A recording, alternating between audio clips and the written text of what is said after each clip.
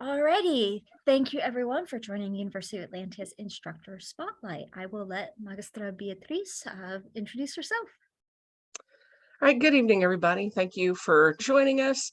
I'm going to ask that everybody please turn your microphones off as well, just in case. For example, I have errant cats, so you might hear them, and I apologize. My name is Magistra Beatriz Alvarez de la Hoya, and I'm from the barony of Highland Ford in the Kingdom of Atlantis, so I'm in the far northwest of our kingdom. The class that I'm presenting today is the second iteration of a course on Spanish chivalry.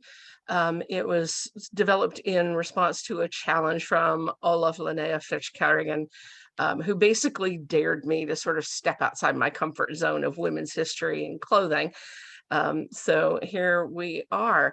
Most of these classes that I've been doing have been in support of the reign of our just recently stepped up king and queen, Abran and Anya the First, who were doing a 14th century Spanish reign. I had the honor of making their coronation clothes, and I've sort of appointed myself as their educational ambassador. So this class is a portion of that. I'm going to switch over real quick and get my presentation started so that I can share my screen. Wake up. All right.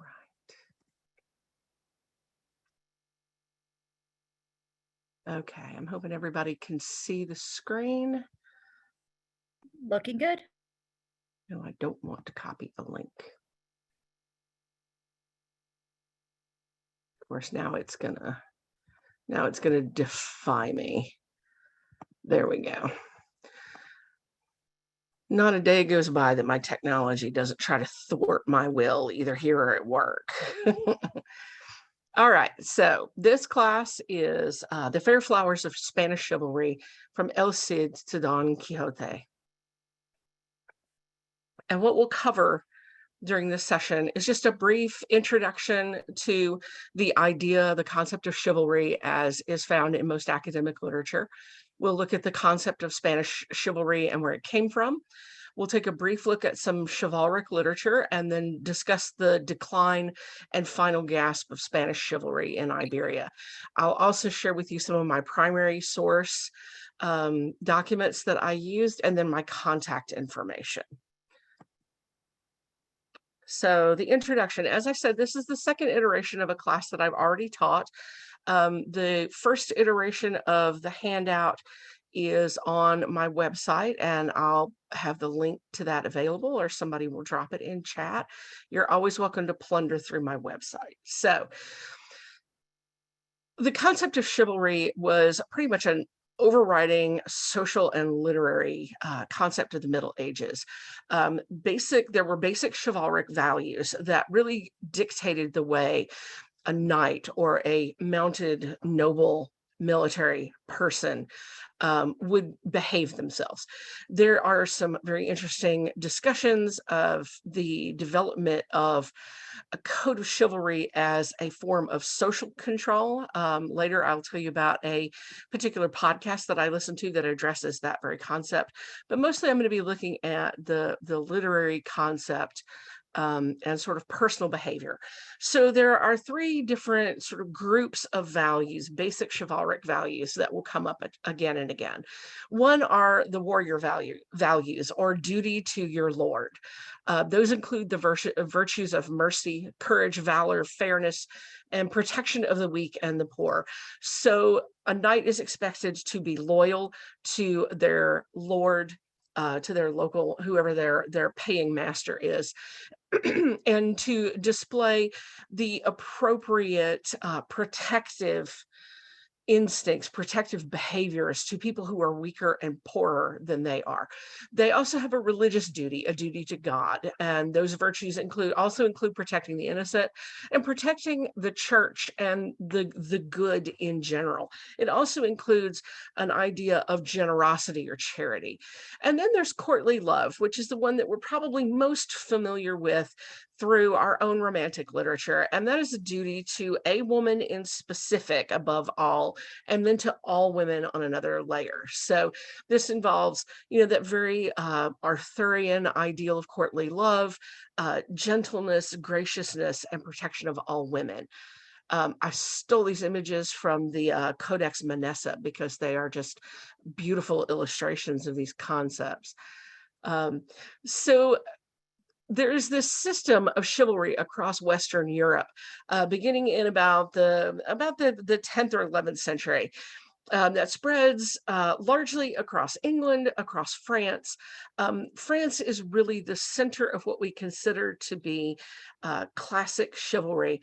You have all of the chivalric literature, and then you have authors like Froissart who are writing about the concept of chivalry and how to apply chivalrous values within a society. So they're writing manuals. But Spain is weird. España es diferente, as my Laurel used to say. Spain is different. Spain is very much cut off from Western Europe, largely because the top corner passage, land passage, is entirely composed of the Pyrenees Mountains. So this is a pretty effective barrier. And there's some very good research going on now in Iberian studies that places the Iberian Peninsula more into the Mediterranean context. So it's sort of pivoting it off of its European axis and lumping it in more with Italy and Sicily, Greece, etc., the remnants of the Roman Empire, which did not quite have what we would recognize as a code of chivalry. So how do these very Western Middle European values actually end up in Spain? Where do they come from? One idea was that they came across the strait, but we have some beautiful proof that it was actually carried across the Pyrenees in service of the Camino de Santiago. So let's take a quick look at Santiago de Compostela as some background to the development of chivalry. The cult of Santiago and the city of Santiago de Compostela is built around Santiago, St. James the Greater. And the legend of St. James the Greater is recounted in a 12th century manuscript called Historia Compostelana. The story is that St. James preached across the world, but mainly in Spain. So he brought the gospel to the Iberian Peninsula. In about 40 CE, the Virgin Mary appears to James while he is preaching at Caesar Augusta in, excuse me, on the Iberian Peninsula. James, in response to this vision, returns to Judea and carries on his preaching, but then he's executed by Herod in 44 CE for heresy, basically. And after his martyrdom, the legend says that his body was carried to Spain. It landed on the coast of Galicia and was buried at the future site of Santiago de Compostela. Now, another version of this says his body was carried to Spain, and the boat that was carrying it washes up on the shore, and there is a wedding party happening. And there's a young man who's part of the party, it doesn't say if he's the groom or what, who is riding his horse on the beach. And the horse is startled by the appearance of this boat, and it bolts into the ocean with the young man on it. Everyone thinks that they're drowned, but then they reemerge from the ocean whole and sound. It's considered the first miracle of St. James the Greater. And when they emerge from the ocean, they're covered in scallop shells. So that becomes the sacred symbol of Santiago. Now, what we do know behind this is that human remains were discovered in the area of Santiago de Compostela during the reign of Afonso II, so somewhere between 791 and 842.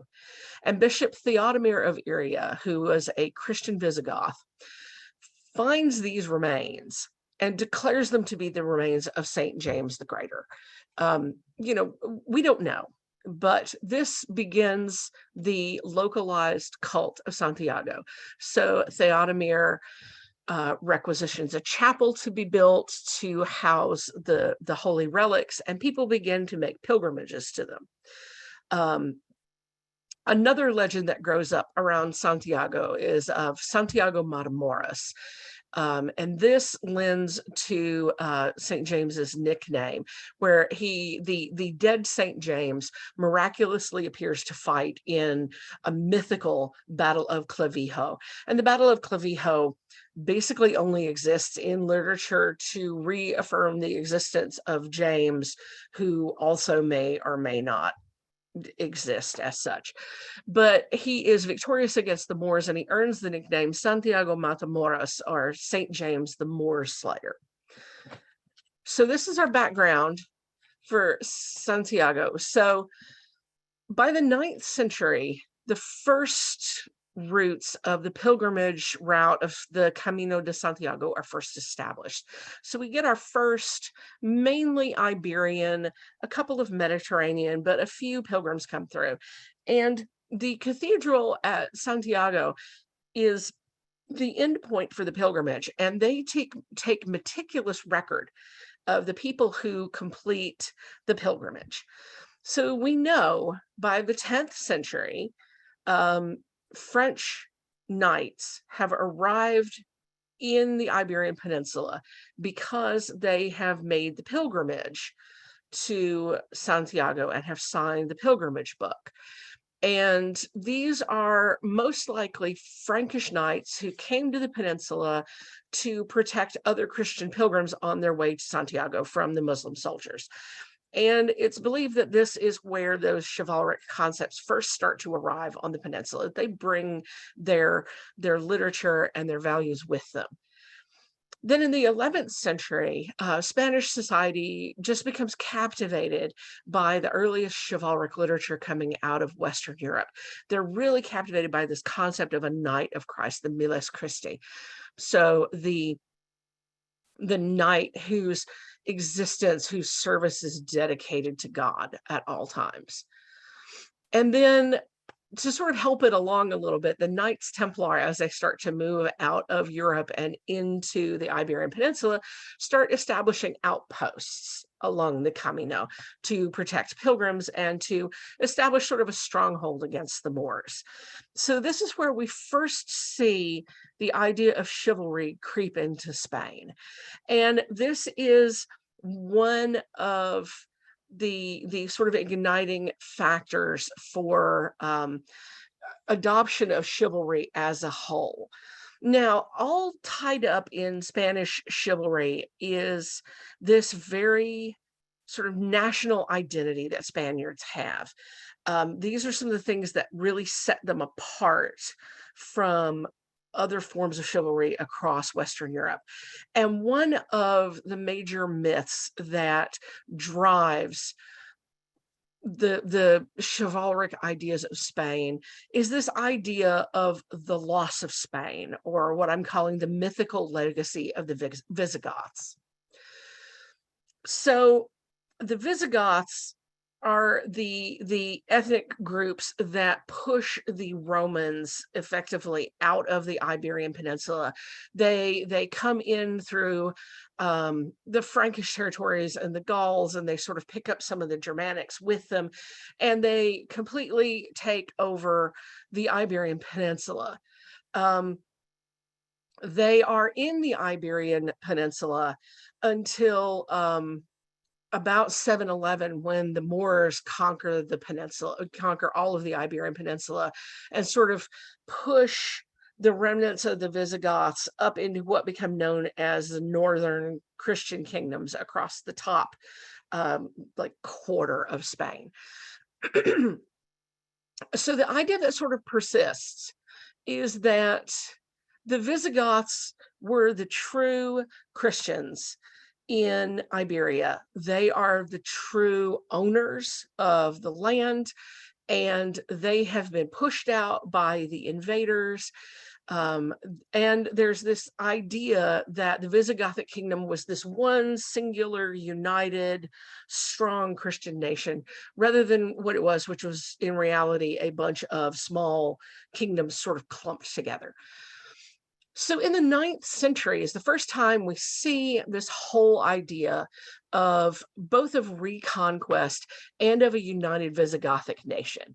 So there are a series of historical chronicles that are written in Asturias, the prophetic chronicle, the chronicle of Albelda, and the chronicle of Alfonso III. These are requisitioned by the church and the government, by the king of Asturias, to tell the history of the Visigoths, basically. And according to this history, of course, in 711, Rodrigo, the Visigothic king, is defeated by the Muslim army, and the Muslim army destroys the Visigothic kingdom in Iberia. So the 9th century chronicles are dedicated to sort of mourning that loss of a united Gothic kingdom. You know, they create this national identity based on the Visigoths. And the kingdom of Asturias is reported to be the last of the Visigothic Christians. So they become seen as this nation that restores liberty to all Christian Iberians. They are the stronghold. So you can see how this is sort of setting up the whole idea of the Reconquista. You know, there is a natural God-given right by a group of people to own this territory. And this connection to the Visigoths sort of gets wrapped up in the chivalry.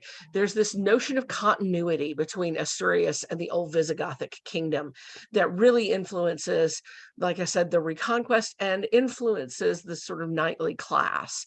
It becomes repeated through subsequent centuries.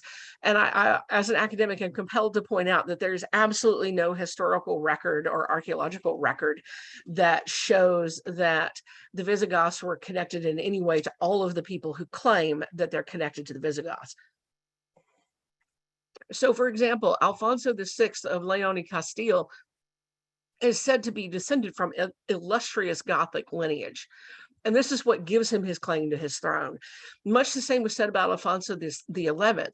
He was said to be descended from the Goths. Enrique de Trastamara derives his whole right of kingship over his brother Pedro via a link to the Visigoths. And then even the new kingdoms, as they are born of Portugal, Aragon, Catalonia, and Navarre, are legitimizing their very existence through a link to this sort of imaginary Visigothic kingdom.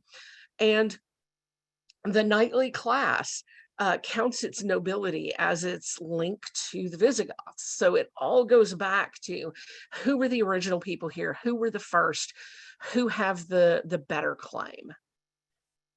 And this rolls us right into the Reconquista, conquest and crusade. So Pope Urban II, in a letter to the King of Aragon, who was inquiring if his knights may go on crusade to Jerusalem, one of his quotes says, "It is no virtue to rescue Christians from the Saracens in one place, only to expose them to the tyranny and oppression of the Saracens in another."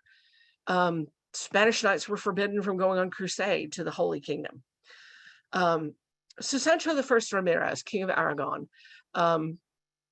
basically firmly believed that the liberation of his kingdom of Aragon, only following the destruction and expulsion of the Moors, would lead to a recovery of this old Visigothic kingdom and a regrowth of Christianity.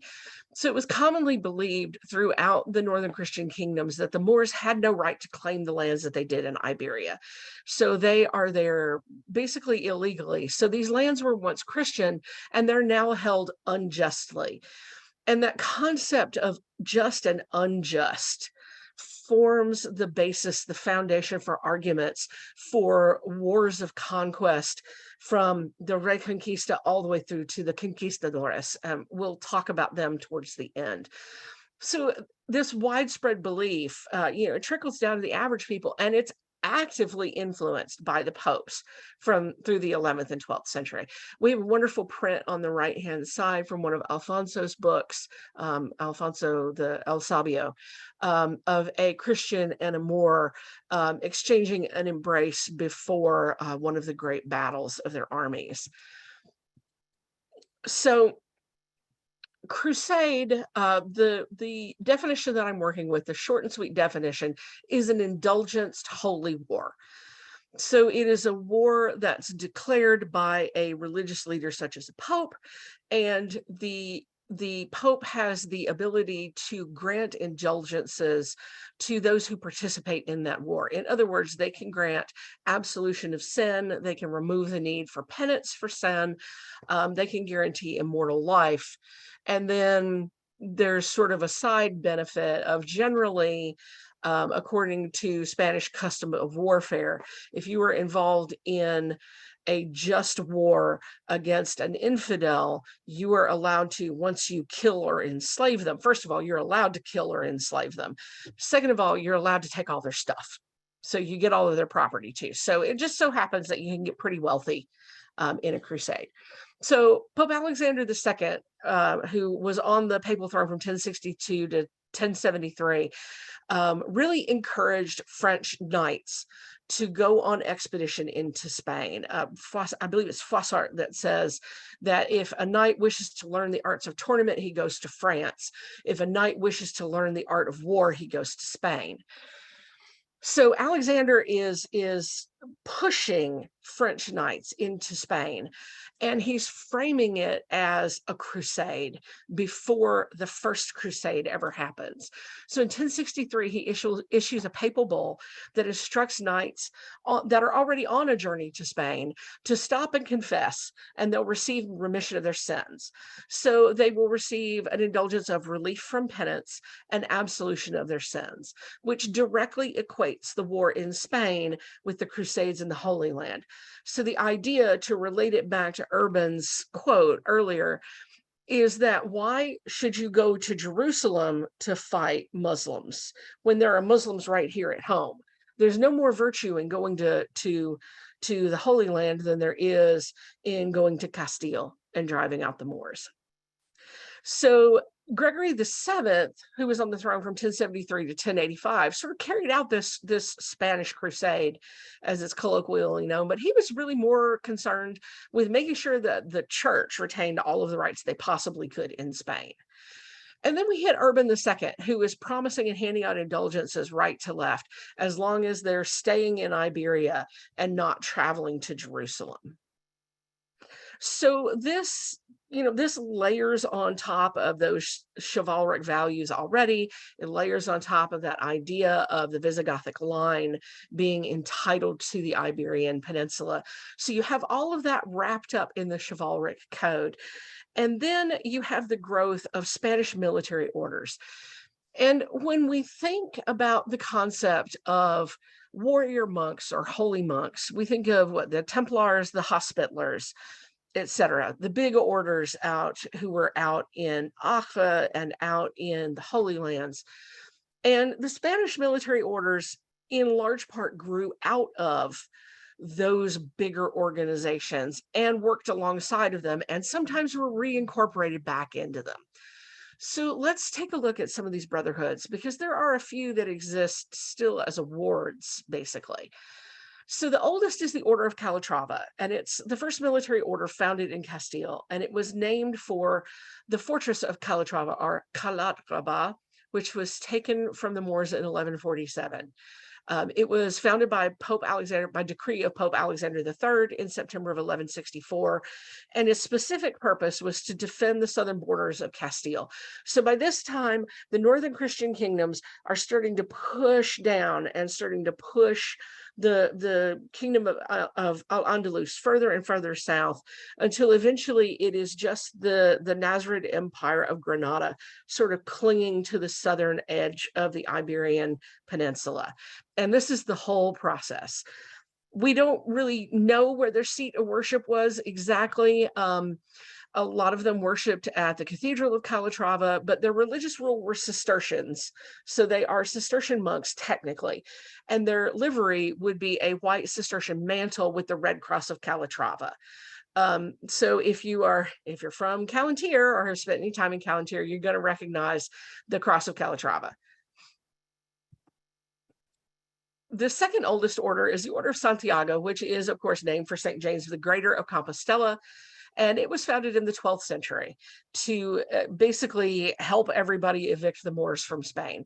Pretty much the whole driving of these groups is to push the Moors out as efficiently as possible. To the far right is an image of Santiago wearing the robes of the Order of Santiago, which is the Santiago cross, the sword cross. Their seat of worship is at the Cathedral of Santiago de Compostela, and they are Augustinian.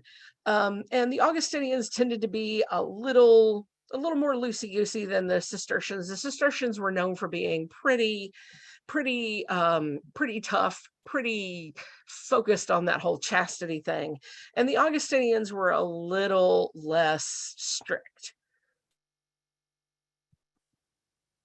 Okay, and then there's the Order of Alcantara, and I do apologize. A couple of the pictures I had to pull from later than I would have liked, just to get pictures of the livery actually on people, but you can just barely see that he's wearing his Order of Alcantara pendant, although it's not colored.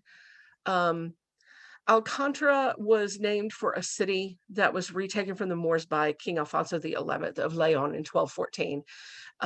So it was founded in 1166 and then confirmed by Pope Alexander. So Pope Alexander is really busy in Spain confirming all of these religious military orders. And once again, their purpose was the defense of the borders, and specifically to support the Castilian Knights of Calatrava. So they spun off of Calatrava, which is why they have the same badge. Their seat of worship is in Valencia at Alcantara. They're also Cistercian, and they're closely affiliated with the Order of Calatrava and were folded back into them when their order was dissolved in the 14th century.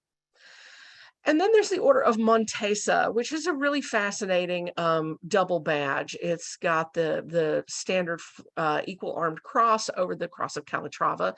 So they originally started as a detachment of Templars, and this group of Templars had come into Spain to help defend Aragon and Castile from the Moors, and King Alfonso I basically granted them a large chunk of land around Montesa, and they spun off a group who stayed in Spain after the original group of Templars left. So they were named for St. George of Montesa. Just to draw your attention to it, the person wearing the Montesa badge is actually in the lower right-hand corner. It's that monk. You can't really see the gray cross of Calatrava in this, but you can see the red.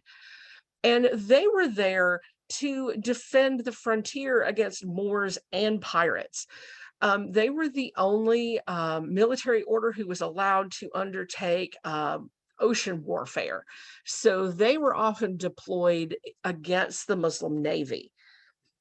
Seat of worship at Montesa, another Valencia. They're also Cistercian, and they were also folded back into the Order of Calatrava, who was sort of their parent organization.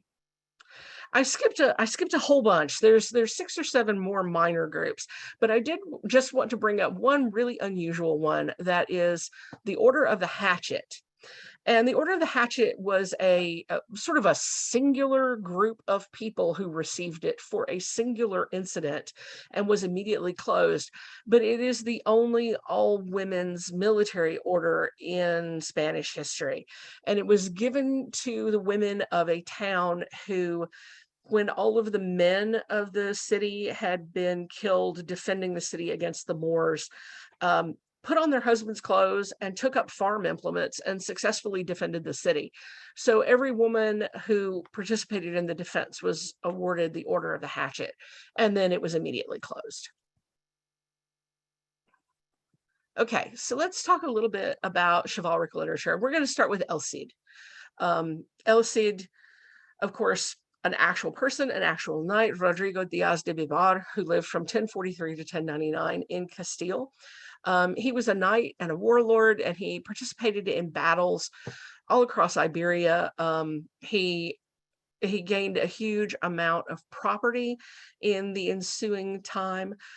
He was granted the Arabic honorific, and I know that Tala's here, and she's probably going to cringe, but I'm going to try El Cid, the Lord, El Campeador, the champion. So he was the champion of God, effectively. And he is one of the great influences on the very nationalistic character of Spanish chivalry. He fought with both Christian and Muslim armies, depending on sometimes on pay, sometimes on the justness of the cause. But he's known for reclaiming the Taifa. For those who didn't get to go through any of my history of 14th century Spain, the Taifa kingdoms are what remains as the Empire of Al-Andalus starts to break down. It happens over two different phases throughout Spanish history, and they basically collapse into separate city-states. And each Taifa has its own warlord or its own emir, and they eventually, come back together, and then the government will fall apart and they'll reform again, and then they reform back into Al-Andalus just in time to be driven down into Granada. So one of the things that El Cid did was reclaim the Taifa of Valencia from the Moors during the Reconquista. So he's actually he's gifted Valencia by the King of Castile, and he rules as the Prince of Valencia from 1094 to 1099. And he is, I would say, probably the greatest national hero of Spain. He's absolutely legendary for his adherence to the traditional knightly virtues, and his prowess in battle really got him to that point. He is well known as a Moor slayer. From the image on the left, he is the gentleman in the armor on the right who is not currently having his head chopped off. But you can still find statues of El Cid. You can still buy copies of El Cid. There's a really terrible dramatic adaptation on Netflix. I don't recommend it for anything other than entertainment purposes, but it's fairly easy to familiarize yourself with the book. Now, another extraordinarily popular piece of chivalric literature were the Chronicles of Amadis de Gaula. Amadis is entirely fictional, but he is a young man who is born in a fictional land to a pair of star-crossed lovers, and his mother has to give him up for adoption in a story that sounds very much like the relinquishing of Moses. She puts him into a basket and puts him into the river, and he's found by another family, and he has these great adventures all over his imaginary land. He woos beautiful women. He falls irrevocably in love with a woman. He nearly dies a tragic death for want of her love before she comes around, and he fights Saracens and monsters, and just travels everywhere. There are 9 or 10 volumes in the Amadis de Gaula series before there was such a thing as a book series. So they run off a whole bunch of sequels, and Amadis has a huge influence on the knights of the 13th century. He's seen and described as courteous and gentle and sensitive, and he's a Christian, and he defends free love, to put it in 1960s America term. He is a handsome man who would and does cry if his lady refuses him. He falls, in fact, into a deep and terrible depression, and can't get up until she agrees to let him court her. But he's invincible in battle, and he usually emerges drenched in his own and his opponent's blood. So this is the picture of Spanish knighthood. So all of the best qualities of both a courtier and a warrior at the same time. He's probably the most representative Iberian hero of chivalric romance. He is really the character of chivalric Spain, and he goes on and is very, I say he goes on like he's a real person, but his books go on to be very influential among the conquistadors. Del Castillo mentions all of the wonders that Amadis sees in his travels when he first arrives at Tenochtitlan. And then the place names throughout the New World, like California, come directly from Amadis de Gaula. So we've found copies and inventories of Amadis being carried to the New World in the belongings of conquistadors. And then the third piece of chivalric literature that I'm going to talk about in this section is not a set of stories. It's not a chivalric romance, but it is a manual by RAMON LLULL. And I have to give a shout out of credit. Sir Bryce de Byram of Atlantia actually took my class at university and suggested that I add this section in after I just dropped a mention of Lull's book.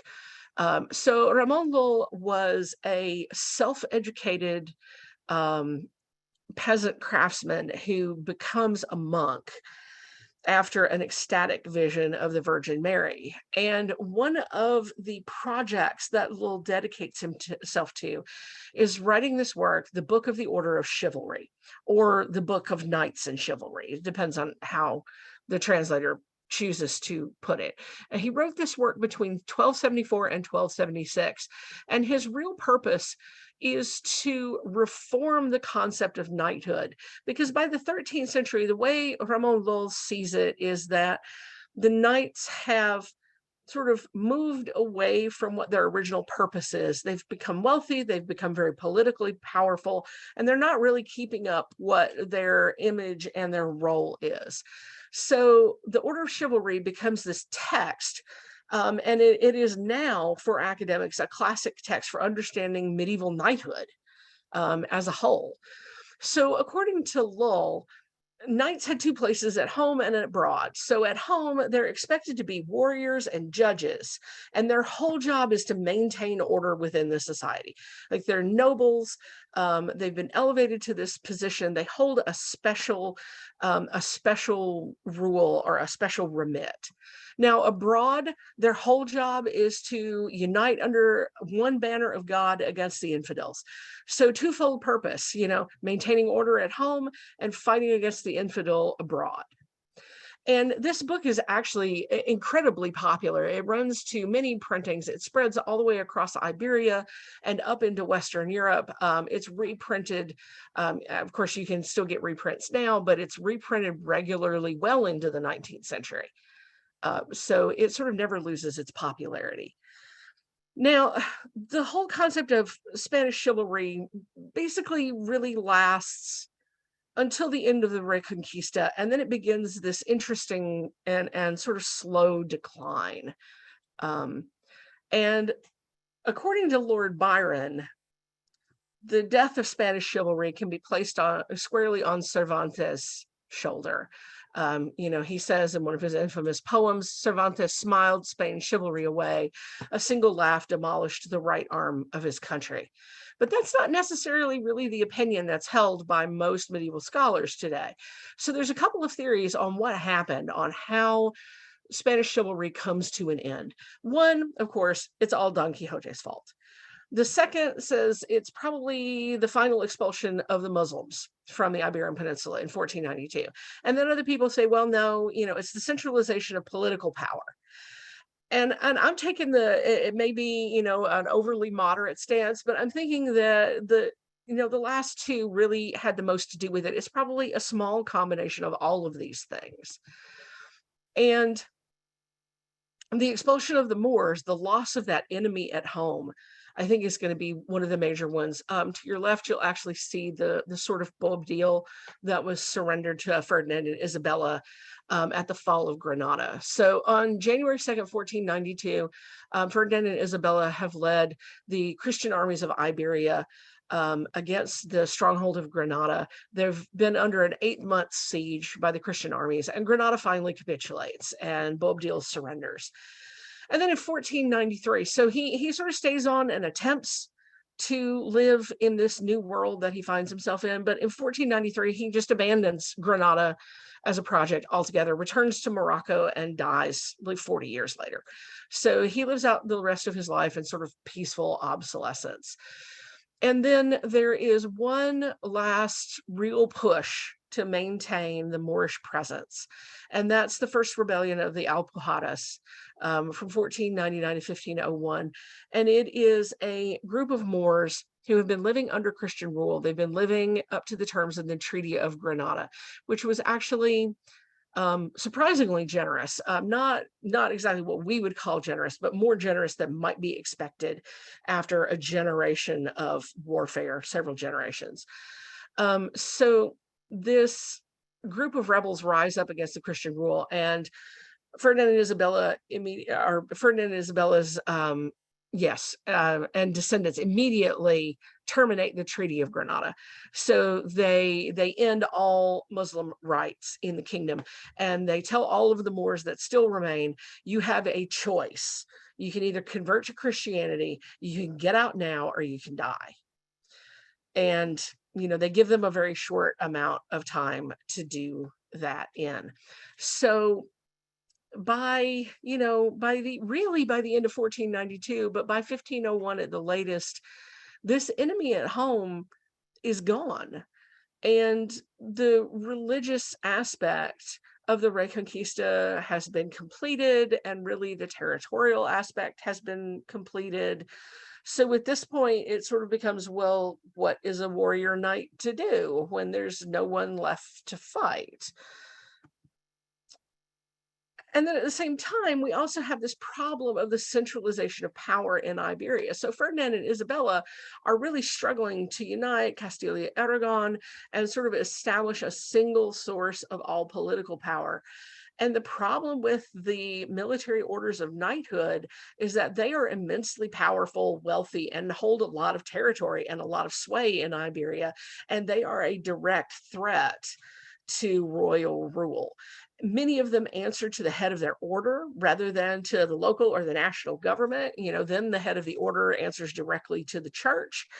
And while Ferdinand and Isabella also answer directly to the church, they really don't want to kind of share that position with anybody. So what eventually happens is that many of the orders are disbanded. Some of them are stripped of their power or their territories. Some of them are folded back into parent organizations. And then the others that sort of capitulated in some way are very much left alone. So we come to the question, well, what about Don Quixote? And I sort of stand with contemporary academics who say that really, the thing that Don Quixote represents it is kind of twofold. It is a tragic story of Spanish knighthood. You have this aging knight who is largely delusional, who has been filling his head with chivalric romances, and he longs for one more great adventure. So he sort of press gangs his servant into going with him. And he sets out on all of these adventures that are largely the product of his own delusions. And in the end, he's sort of broken down and tired, and he is brought back home, and his friends put him back to bed in his home, and he sort of handed his chivalric romances in front of the fire. And for a lot of Spanish at the time, this was the fate of their national character. Like, they're seeing what it means to be a Spanish knight, what it means to be Spanish, almost literally put out to pasture. It has become old and tired and ridiculous. And it's largely become ridiculous because of the new ideas of Renaissance humanism that are entering Spain. According to one Iberian scholar, Demate, he says that Cervantes declared that his aim was to put an end to a genre that most critics of the time condemned because it was believed to represent a primary source of distraction from good behavior, not just for noble gentlemen and ladies, but also for the general public. So it was very much sort of like the attitude towards reading novels in the 18th and 19th century. Novels, she's read too many books and they've turned her head. Sort of thing. But they're also seen as just sort of distracting and childish and a little old-fashioned and kind of silly. We should be reading better literature than this. And there's a really interesting strain of thought that I've been sort of turning over in my head for a while, that what Cervantes is doing is not kicking off the decline of chivalry, but he's documenting the end of a process that started in the 15th century with the end of the Reconquista. So he's looking at, almost 200 years of decline at this point, not starting another 100 years or so.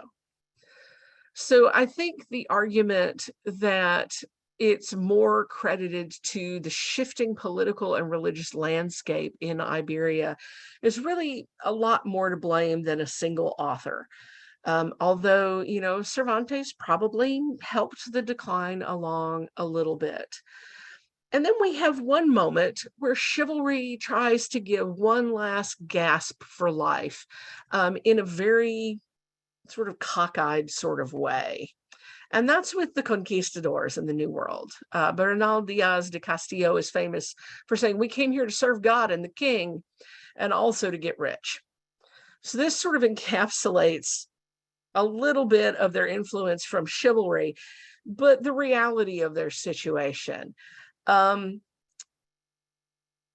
part of the conquest of the New World, the conquistadors were given mandates by the Pope and the King to, you know, basically convert as many of the natives as they could possibly find and to acquire goods and lands, because it's their natural right as Christians.